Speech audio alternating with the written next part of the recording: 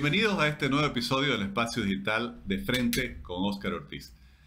El tema de la tierra es, por un lado, una de las mayores esperanzas para el desarrollo de Bolivia, para la generación de empleo, para la captación de divisas. Pero por otro lado, es un conflicto que justamente impide lograr todos esos otros objetivos debido a una serie de factores sobre los cuales conversaremos hoy con el doctor Fernando Asturizaga, quien es abogado con especialización en Derecho Agrario, Medio Ambiente, Recursos Naturales y Desarrollo Rural, autor de muchos estudios sobre este tema, realmente un experto en la materia, y quien ha desarrollado una presentación muy interesante titulada Seguridad Jurídica en un marco de avasallamiento y desinstitucionalización.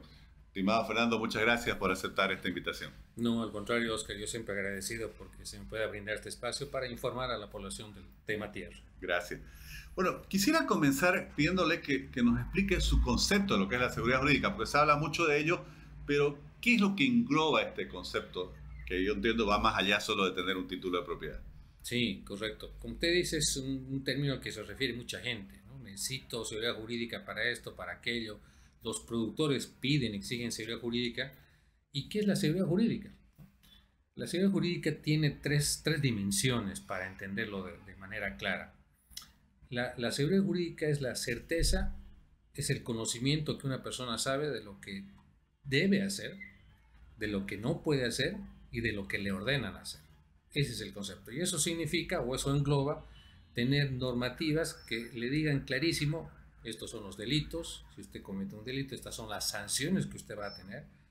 Usted puede realizar esto con su tierra, con su vehículo, con su casa, con su lote de terreno. Usted ya sabe lo que tiene que hacer, o también sabe lo que no debe hacer, ¿no? Entonces, el conocer y el tener un marco jurídico claro en el que estén estas tres dimensiones presentes, eso es la seguridad jurídica, ¿no? Y la seguridad jurídica tiene indicadores de cumplimiento, ¿no? Es decir, cómo yo mido en un país, en una ciudad, si hay o no hay seguridad jurídica.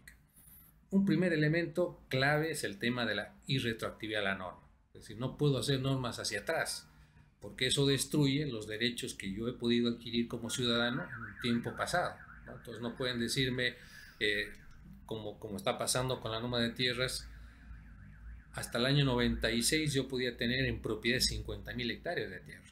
De pronto viene una nueva constitución y me dice, no, solamente hasta 5.000, ¿no? El 10% de lo que podía tener. Y esa aplicación se la hace hacia atrás. Entonces, eso ya es un elemento que da inseguridad jurídica al productor, porque tenía más tierra y ahora supuestamente tiene que perderla, así cumpla con la función económico-social, ¿no? Otro elemento que debe quedar clarísimo también es el asunto de los delitos y las sanciones. El año 2010-2012 hubieron más de 300 avasallamientos de tierra en todo el país.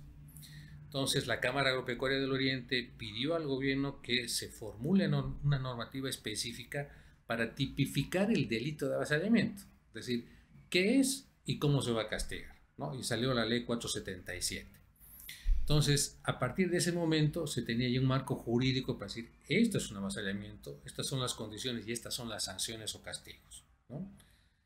Que no se cumpla ya es otra cosa, digamos, ¿no? Pero ya una persona sabe que no puede ingresar a la fuerza, con violencia, ni a un terreno privado ni a un terreno del Estado. Entonces, ese es otro elemento para establecer que hay seguridad jurídica en un país, ¿no? Y es justamente parte de los elementos que yo traje en una presentación para llegar a una conclusión de que lamentablemente el derecho propietario sobre la tierra en el país y esencialmente en Santa Cruz no tiene seguridad jurídica. Y dígame, desde este concepto que usted nos explica, ¿cuál es el nivel de seguridad jurídica entonces que hay en este momento sobre la tierra en Bolivia y cuáles son los principales desafíos que enfrenta la seguridad jurídica sobre la tierra? Estimado Oscar, cuando usted va a enfocar una política pública, un programa o un proyecto de desarrollo en el campo, la FAO, el Banco Mundial, el Banco Interamericano de Desarrollo, es decir, todas las agencias de cooperación y todo ente que tenga que ver con el desarrollo rural de un país le va a decir que un principio básico para alcanzar el desarrollo rural en un país es tener seguridad jurídica sobre las tierras, y eso significa tener derechos de propiedad claros.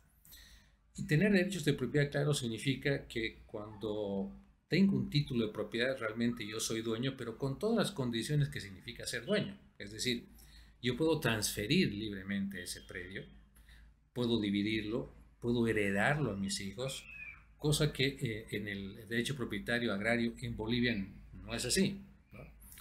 Tenemos en principio el tema de que el título de propiedad, yo digo que es un nivel menos que inclusive un contrato de usufructo, porque cuando usted hace un contrato de usufructo va a tener una tierra, un bien inmueble, el cual va a poder vivir, residir, aprovechar de ese bien por un espacio que dure toda su vida. Sin embargo, en el caso de las tierras, el productor solamente tiene 2 años de respiro desde que los recibe. E incluso puede ser menos. Si existe una organización social que dice el señor Óscar Ortiz, propietario agrícola de una tierra mayor a 50 hectáreas, no está cumpliendo con la función económico-social, pues no en 2 años, en 1 año, en 6 meses puede pedir que se le reviertan la tierra. Entonces, ahí tiene un elemento muy claro en el sentido de que ya el título ya no da realmente un derecho de propiedad. Y esto tiene que ver con la modificación constitucional que se hizo en 2009. La anterior constitución decía que el título ejecutorial agrario causaba estado, es decir, era irrevisable, era inmodificable por autoridades de la justicia, ¿no? En cambio ahora el título de propiedad es observable por el INRA, por el Viceministerio de Tierras, por organizaciones sociales, por cualquier persona que considere que hay un productor que no está trabajando la tierra, ya sea total o parcialmente, ¿no? Perdón, ¿y eso está en la Constitución o está en las leyes y decretos posteriores?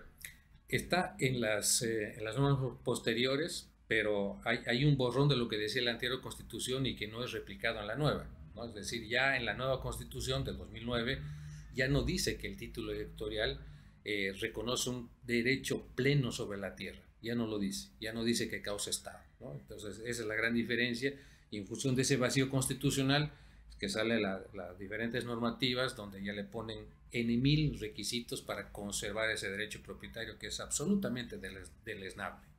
Claro, lo que usted dice, para quienes nos siguen por las redes sociales y no son del sector, a veces es difícil de entender, porque claro, la gente está acostumbrada a que cuando uno es propietario de un lote, como se dice comúnmente, de una casa, de un terreno, bueno, es propietario, pues nadie le discute. Incluso la Constitución tiene un artículo muy explícito sobre la propiedad privada urbana, ¿no? Y la propiedad privada en general. Sin embargo, como usted explicaba, en el campo, digamos, cada 2 años se puede revisar el derecho de propiedad y se lo puede revertir. Entonces es casi un préstamo, no sé si llega a ser un usufructo. Y con eso es muy difícil encarar, por ejemplo, un proyecto agrícola siempre se dice que se necesita 10 años, o cómo puede realmente alguien conseguir financiamiento sobre ese bien, ¿no? Por eso es que todo el mundo, el que no tiene más o menos una casa en la ciudad para hipotecar, difícilmente puede crecer en el campo. Bueno, usted que también es experto en desarrollo rural, ¿qué implica esta situación como, supongo, limitante para el desarrollo rural? Claro, usted ha hecho un parangón muy interesante, ¿no? Es decir, yo en el área urbana tengo un lote de terreno, lo amurallo y ese derecho se va a proteger, ¿no? Yo puedo pensar en construir de aquí a 5, 10, 15 o 20 años, o cuando tenga recursos para poder hacerlo, pero nadie me va a quitar ese lote. O sea, no hay una entidad estatal que me dice, bueno, o construye en 2 años o se lo voy a quitar el lote, ¿no? Para que se entienda. En cambio, en la parte rural, en la parte agraria, sí.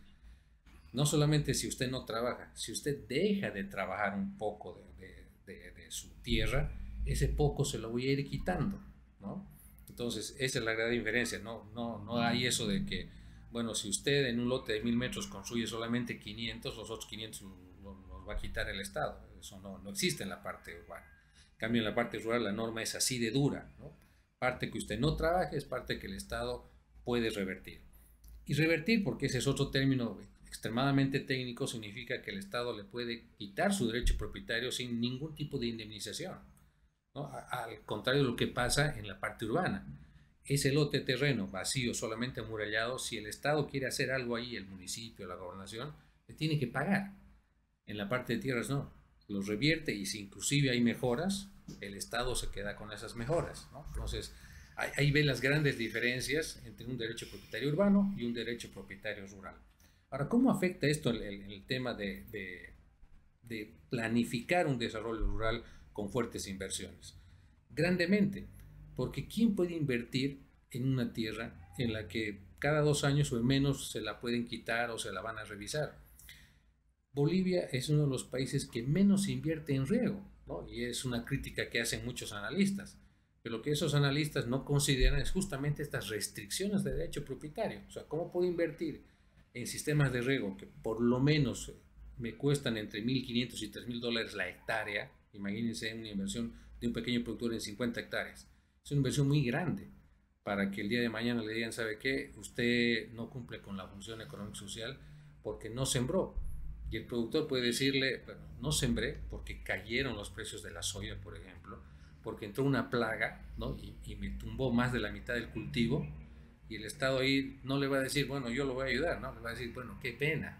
Pues la parte que no cumple con la función económica vuelve a dominio del Estado. Entonces, son esas normativas excesivamente duras que no ayudan a la inversión.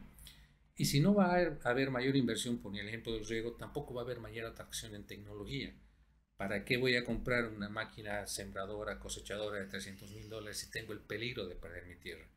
¿Para qué voy a hacer un monitoreo satelital o por drones de mi cultivo que me cuesta 5.000, 25.000, 30.000 dólares un dron para hacer monitoreo de cultivos si tengo mi propiedad amenazada por avasalladores que están ahí al lado, ¿no? Entonces, todo sistema de desarrollo rural, como le decía, se asienta en un derecho propietario cierto, seguro sobre la tierra. Y eso es lo que no tenemos ni en Santa Cruz ni en Bolivia. Usted mencionaba un dato muy interesante y es que ha identificado más de 300 avasallamientos, supongo que activos, no sé cómo se denominará, que no se han solucionado. Entonces, aunque las normas fueran buenas, que además estamos viendo que hay muchos problemas con las mismas normas, si se avasalla la propiedad privada y el Estado no hace respetar ese derecho, bueno, también ese es otro factor de inseguridad jurídica. Correcto. A pesar que usted mismo mencionaba que han salido las normas por las cuales el Estado pudiera actuar para preservar este derecho. ¿Qué consecuencia tiene esta situación de tener todos estos avasallamientos activos y sin que se haga respetar por parte de la fuerza de la ley el derecho de propiedad? La primera consecuencia es la que usted menciona. El hecho de que no haya sanción es una especie de incentivo a que se sigan tomando tierras, porque no hay castigo.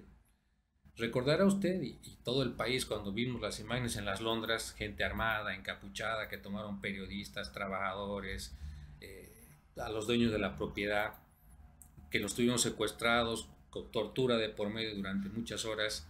Bueno, si usted me pregunta cuánta gente de ese grupo delincuencial está preso, yo le digo que ninguno. Solamente estuvieron 2 y los 2 ya están en libertad, ¿no? Lo que aconteció en plena Navidad del año pasado con el predio Santagro, se tomaron las tierras y en este momento el Estado está dirigiendo una persecución judicial contra los propietarios de la tierra y no contra los avasalladores. Es más, los avasalladores estaban cosechando todo el producto del cultivo hasta con protección policial, ¿no? Entonces, el mundo al revés. Entonces, por supuesto que hay un grave daño, ¿no?, en el tema de las inversiones, pero también hay un grave daño, y eso habrá que cuantificar en algún momento, de carácter ambiental. ¿Por qué? Porque el avasallador esencialmente comienza a invadir una tierra en las áreas de protección de bosque, en las cortinas rompevientos, por el lado de las lagunas, donde precisamente son áreas de resguardo ambiental del predio productivo. Por ahí comienza el daño. Otra actividad que hacen es quemar los cultivos, es decir, incendiarlos. Eso no solamente que causa una pérdida en el grano que se quema, sino también en la misma tierra que acaba teniendo menos biomasa para el siguiente cultivo. Como le digo, no se ha cuantificado el daño ambiental, pero más allá de los daños económicos, sociales porque los trabajadores ya no son fáciles de contratar para el trabajo en el campo. Hay mucha gente que tiene miedo, ya no quiere trabajar con los productores. Entonces, ese es otro motivo que determina que el avasallamiento tenga varias consecuencias, ¿no? Y por supuesto este tema ambiental que, como le digo, causa quemas, incendios en cultivos, causa pérdidas, y en algún momento también habrá que evaluar los daños psicológicos a la gente que ha pasado por estas malas experiencias de tener en el patio de su casa, para graficarlo de alguna manera, a gente agresiva, con armas, que golpea a personas, a mujeres que no tienen ningún tipo de respeto por la condición humana. Entonces, son varias estas aristas que en algún momento el Estado tiene que rever, porque está dando una señal equivocada de que el avasallamiento no se sanciona y que uno puede nomás ir hacia adelante con esta actividad delictiva. Fernando, y usted que es tan estudioso de este tema, ¿cómo se explica que un país con tanto territorio, porque quizás los bolivianos no nos damos cuenta que 1.000.000, prácticamente 100.000 kilómetros cuadrados, es el mismo tamaño de países como Perú, Venezuela, Colombia, bueno, en Europa no hay ninguno que tenga ese tamaño, con una población en proporción pequeña? ¿Por qué tanto conflicto? ¿Cuál es la explicación?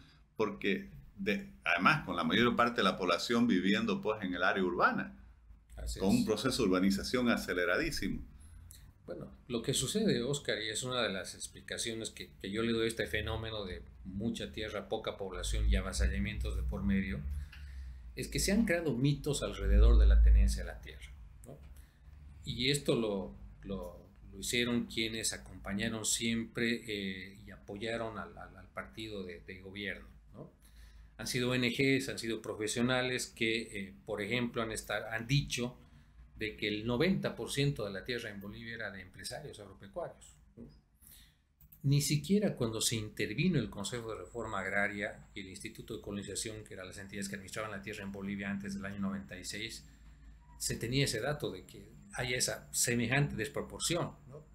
Es decir, prácticamente las comunidades estaban en un 5, 6, 7% del territorio nacional, lo cual era absolutamente falso, ¿no? Y el saneamiento de tierras nos está dando esta situación de que no ha habido esa situación de semejante inequidad como se ha manejado en el tema de la tierra.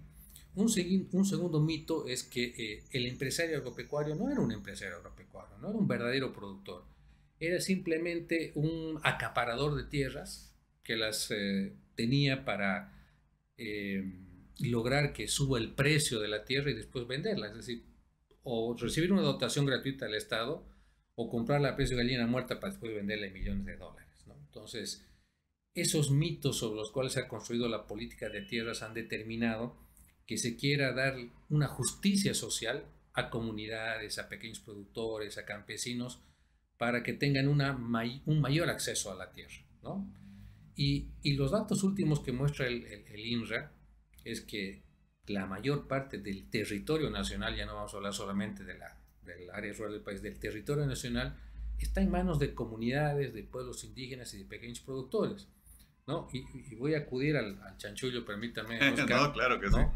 Es el propio INRA el que ha informado en marzo de este año que a diciembre del año pasado, 2022, la pequeña propiedad y la propiedad comunitaria son ya tituladas 26 millones de hectáreas, ¿no? Sobre un total de 109 que tiene todo el país. Sobre un total de 109. Súmele a eso otras 25.6 de los territorios indígenas, originarios campesinos, las TCOs, los pueblos indígenas, pueblos afrobolivianos, que tienen casi otros 26. Ya ahí ya se pasó del 50% del territorio nacional, ¿no? Y la mediana propiedad de la empresa agropecuaria suman 14.9 millones de hectáreas, ¿no? Entonces, ahí hay que hacer dos 12-13%. Uno eso, ¿no? Un 12-13% del territorio nacional, pero además que en esa superficie está asentada prácticamente el 70% de la producción que alimenta todo el país, ¿no?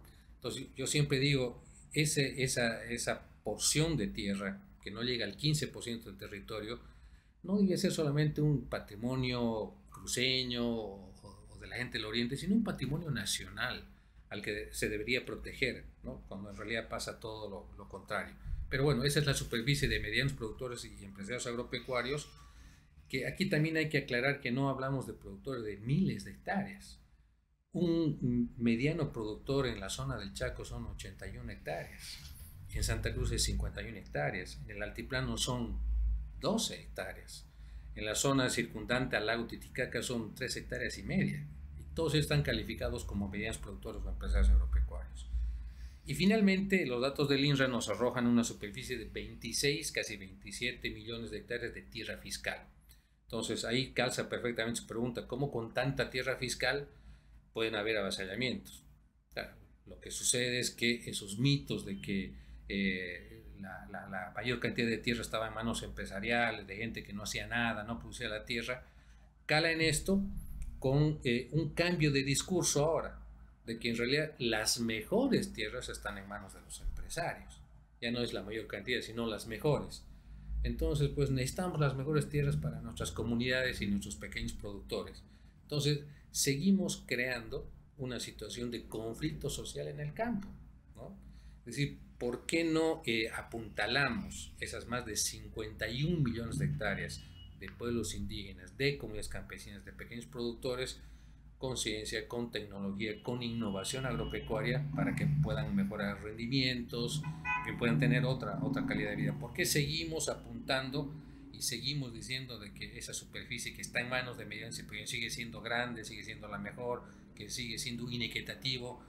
Me parece que hay un discurso que se tiene que cambiar, y creo que estos datos de tenencia de la tierra creo que pueden arrojar muchísimos visos de solucionar parte de la conflictividad que seguimos teniendo y arrastrando de hace 50 años. Después de todo este estudio que usted ha realizado, ¿cuáles son las principales conclusiones a las cuales llega?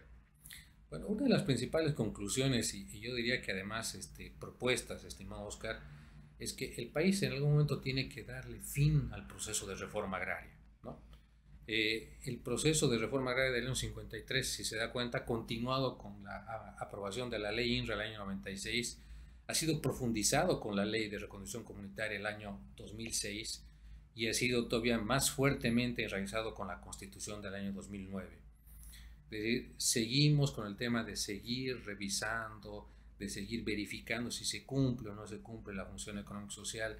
Seguimos viendo al productor agropecuario y al empresario con ojos de acaparador de tierras, de latifundista. No lo estamos viendo con ojos de persona humana incluso, que está trabajando por todo el país, ¿no? Y claro, y un ejemplo vivo de esto es el productor de soya, ¿no? Al cual se dirigen muchos dardos y se dice que es un productor que saca su plata hacia afuera, que solamente exporta, y eso no es así, ¿no? El tema del cultivo de la soya es tan noble que permite al productor no solamente tener cierta capacidad financiera, sino que le permite apalancarse económicamente para poder rotar en la tierra que él mismo tiene con otros cultivos que son centrales. El trigo, por ejemplo, el sorgo, el girasol, la chía, el maíz. Y ahí estamos hablando no solamente de granos, ahí estamos hablando de carne de res, de carne de pollo, de lácteos, de aceites comestibles. Entonces, elementos básicos de la canasta familiar que, claro, la gente no ve la soya en el plato, no lo ve el grano, pero sí come pollo, sí come cerdo, está transformado en proteína animal, ¿no? Y si no hay, pues la soya, pues no hay lo demás. Es así de claro. Entonces, es un elemento que hay que cambiar, ¿no?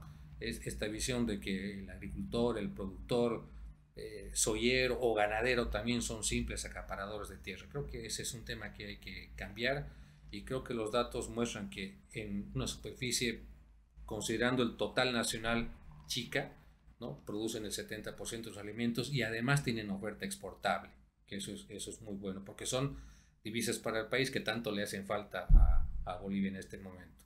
Entonces, para ello, dar por concluido el proceso de reforma agraria y decir, ya se ha distribuido la tierra. El productor es dueño de su tierra, la comunidad es dueña de su tierra, la TCO es dueña de su tierra, sería un elemento que podría cimentar una nueva base de desarrollo rural, porque todo productor, desde el más grande hasta el más chico, pasando por comunitarios, si sabe que eso es de él, va a invertir ahí, ¿no?, y se va a preocupar. Entonces, ese es un elemento central como una primera conclusión. Como una segunda, hay que recuperar la institucionalidad, estimado Oscar, ¿no? Es decir, tenemos 26, casi 27 años de proceso de saneamiento de tierras, y el INRA solamente ha tenido un director nacional institucionalizado, nombrado conforme dice la ley. Todos los demás, como 15 o 16, interinos que inclusive han durado un mes en el cargo. Entonces, ¿cómo se puede tener una entidad tan importante bajo ese descuido de no tener un director institucionalizado? Y lo mismo podemos decir de la ABT, de la Autoridad de Bosques y Tierras, que tampoco ha tenido, creo que nunca, un director institucionalizado conforme a la normativa. Lo otro es que la propia Comisión Agraria Nacional y las comisiones agrarias departamentales, que la ley dice son los espacios de discusión de la sociedad civil agraria con el gobierno nacional, con los gobiernos departamentales, de cómo atender los conflictos de la tierra, de saber cómo se está distribuyendo la tierra y a quién se está distribuyendo, esos espacios se los ha perdido. El INRA ha decidido no participar de ninguno de ellos y con ello le ha puesto un candado a que las organizaciones productivas, campesinas, indígenas, se sienten alrededor de una mesa y hablen con el gobierno de tú a tú para decirle esto está mal, esto se puede ajustar y tenemos esta sugerencia para mejorar la normativa, ¿no? Eso no se da. Y por tanto, el llamado control social, ¿no?, del que siempre ha hablado el partido gobierno, se ha perdido en el tema de la tierra. En Santa Cruz, mire usted, Oscar, 1.500.000 hectáreas se han dotado, ¿no?, de tierras fiscales. La institucionalidad cruceña, gobernación, municipios, no sabe a quién se le ha dado esa tierra. Lo único que sabemos es que ese 1,5 millones de hectáreas no ingresan al circuito productivo, ¿no? No es poca cantidad de tierra, es mucha. Pero ¿por qué no se trabaja? ¿Es que ahí están las comunidades fantasmas? ¿O es que solamente hay un afán de copamiento geopolítico de una región para ganar elecciones y no precisamente producir alimentos, ¿no? Entonces, por eso es que la institucionalidad se tiene que recuperar y el proceso de reforma agraria debe tener un fin, ¿no? Si no, esto, vamos a seguir en un conflicto eterno, ¿no? Y eso es muy malo para la sociedad y para el país en su conjunto. Una pregunta más, le pediría sus conclusiones, pero yo vi una que me interesó muchísimo, que me gustaría que le explique, y es, dice, en Santa Cruz se debiera adjudicar propiedad individual. Sí. ¿Cuál es la importancia de esto? A ver, esta es una propuesta que no sale alegremente, sino por el contrario, se cimenta en la propia historia de la agropecuaria cruceña. La agropecuaria cruceña no nació a la vida con títulos de comunidad. Me pueden decir que sí han habido, sí, por supuesto, pero el mayor poderío productivo de Santa Cruz se cimentó en la propiedad individual de la tierra. Primero, con la reforma agraria del año 53, que distribuyó tierra, la dotó de manera individual, esencialmente. Y segundo, con el tema de la migración. El migrante de Occidente que llegó a Santa Cruz no vino a conformar comunidades. Es más, yo le diría que escapó de las comunidades en Occidente para tener su propia parcela. Porque dentro de la comunidad, pues hay situaciones que se han romantizado mucho, de que realmente ahí todos son felices, de que todo el mundo tiene acceso equitativo a la tierra, pero cuando usted conversa con mujeres indígenas, por ejemplo, con mujeres campesinas, ellas dicen, no tenemos realmente un derecho propietario para heredar a nuestros hijos. Es el capitán grande, el gilacata, el jefe del sindicato el que asigna las tierras y lo puede hacer abusivo y discrecionalmente, y no tenemos dónde quejarnos. Entonces, el tema de romantizar mucho el tema de la comunidad también ha ocasionado ciertos problemas, ¿no?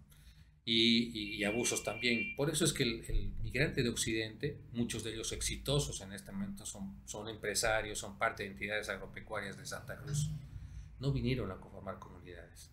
Cimentaron su derecho de propiedad en la individualidad, en comprarse su parcela, una, dos, en agrandar la tierra para poder trabajar mejor, ¿no? Entonces, este modelo tan cuestionado que le ponen tantas trabas, el modelo productivo cruceño, yo digo, tiene una de sus bases en el derecho de propiedad individual.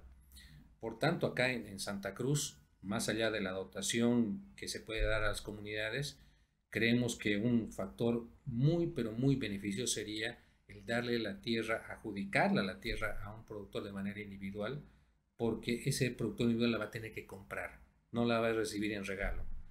Y está visto de que cuando el productor la compra, pues la preserva más, la cuida más, la invierte más. Y esto, además de que no es un discurso, también está demostrado por la cantidad de compraventas que existen de pequeñas propiedades. que ha desmitificado también el hecho de que quienes más venden tierra son los medianos o los grandes productores. Al contrario, los datos del INRA, que a mí me parecieron muy interesantes, que los haya puesto en la palestra el doctor Elogio Núñez, que es el director nacional del INRA actual, nos muestran de que la primera clase de propiedad que se vende en Bolivia son precisamente las pequeñas propiedades, ¿no? Imagínense que el año pasado de 50.000 transferencias que registró el INRA de transferencias de tierras, 48.000 corresponden a pequeñas propiedades, ¿no? Y eso significa que la tierra es un activo, que el pequeño productor lo ve como un activo, porque él puede estar vendiendo porque le fue mal, pero también puede ser que esté comprando otra parcela más para agrandar su producción, ¿no? Entonces, este dato es importantísimo porque, le digo, muestra que cuando el productor se siente dueño de la tierra, puede transferir su derecho propietario, pero también puede invertir y puede crecer como productor. Y en Santa Cruz, esa es una de las bases de este modelo, que podrá tener sus fallas seguramente, pero que es exitoso dentro del país, porque tiene esta situación de la propiedad individual sobre la tierra, que no significa el hecho de que los productores no se puedan aglutinar en entidades, en asociaciones, en gremios, para poder transferirse tecnología, ayudarse, cooperarse y demás, ¿no? No se niega aquello, pero lo que está clarísimo es que a partir de estos datos entendemos de que el derecho de propiedad debe ser firme, debe ser seguro y no debe valer solamente 2 años. Bueno, Fernando, le agradezco muchísimo. Creo que esta es una explicación muy importante. Lo hemos tenido varias veces en este espacio digital y no tengo la más mínima duda, y soy un convencido que una de las grandes oportunidades de desarrollo que tiene Bolivia, no solo para su propia seguridad alimentaria interna, sino para su desarrollo global, es la producción de alimentos, y esperemos que realmente se pueda superar todas estas barreras y obstáculos que lamentablemente se enfrentan en el país. Muchas gracias. No, gracias a usted, Oscar, y por supuesto al orden para el momento que usted disponga. Gracias.